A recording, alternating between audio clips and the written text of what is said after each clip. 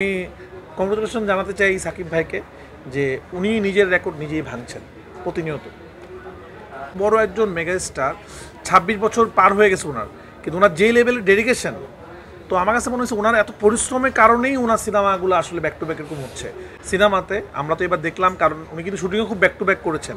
বরবাদ শেষ করার পরে এটা শুরু করেছেন, এবং শুটিংয়ের মাঝখানে উনি অনেকবার অসুস্থ ছিলেন, কিন্তু সেই অসুস্থতার মধ্যে যেভাবে উনি শ্যুট করেছেন, যেভাবে ভয়েস চেঞ্জ করেছেন, যেভাবে ফাইট করেছেন, গান করেছেন, যে ডেডিকেশন, আমি প্রেস কনফারেন্স আপনাদেরকে বলেছিলাম যে এত বড় একজন মেগাস্টার, ২৬ বছর পার হয়ে গেছে ওনার, কিন্তু ওনার যে লেভেলের ডেডিকেশন, তো আমার কাছে মনে হচ্ছে ওনার এত পরিশ্রমের কারণেই ওনার সিনেমাগুলো আসলে ব্যাক টু ব্যাক এরকম হচ্ছে।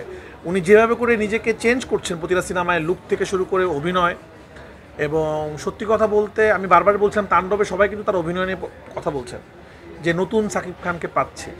তো আমার মনে হয় একটা মানুষ এই লেভেলের কষ্ট করলে অবশ্যই সে সেটা ডিজার্ভ করে, এবং সে সেটা দেখিয়ে দিচ্ছে, তার নিজের রেকর্ড সে নিজেই ভাঙছে।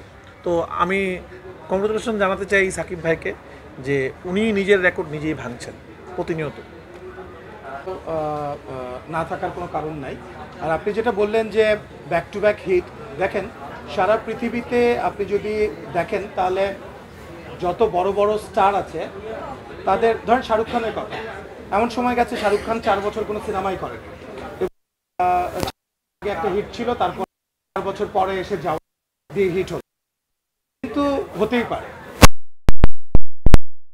Lucky and extremely dedicated. Rafi যেটা বললো ওনার কাজের ক্ষেত্রে আমরা দেখেছি, আমাদের এক্সপিরিয়েন্স খুবই ভালো। তুফানের সময় উনি যখন কাজ করেছেন, তখন তো সাকিব ভাইয়ের সাথে প্রথম কাজ আমাদের, তখন আমরা নানান কথা শুনতাম যে উনি এত বড় স্টার, এবং ওনার কাজের ক্ষেত্রে আমরা চিন্তা করেছি যে আমাদের এক্সপিরিয়েন্সটা কী হবে। সো তুফানে আমাদের বেস্ট এক্সপিরিয়েন্স ছিল সাকিব খানের সঙ্গে, এবং তারপরেই কিন্তু আমরা তাণ্ডব আবার করলাম সাকিব ভাইয়ের সাথে, রাফিরও সেকেন্ড সিনেমা, এবং তাণ্ডবেও কিন্তু উনি একই ধরনের ডেডিকেশন দেখিয়েছেন। এবং আমি বললো উনি তো অফকোর্স খুবই লাকি। দেখেন অনেক ডেডিকেশন এবং অনেক ভালো অভিনয় এবং অনেক বড় স্টারও অনেক সময় দেখা গেছে যে ব্যাক টু ব্যাক হিট দিতে পারে না।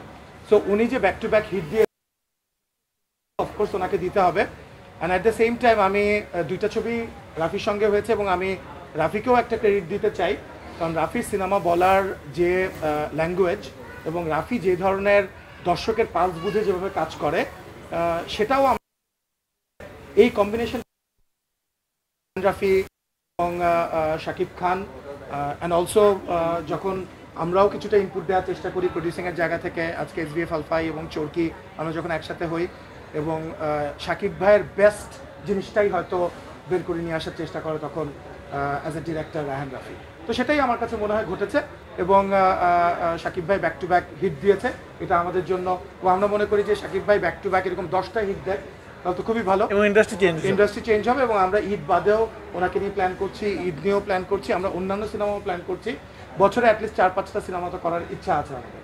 কিন্তু আমাদের ইন্ডাস্ট্রির একটু স্ট্রাকচার হতে হবে, একটু ঠিকঠাক করতে হবে, যে ফ্লসগুলো আছে সেগুলো নিয়ে আমাদের একটু কাজ করতে হবে।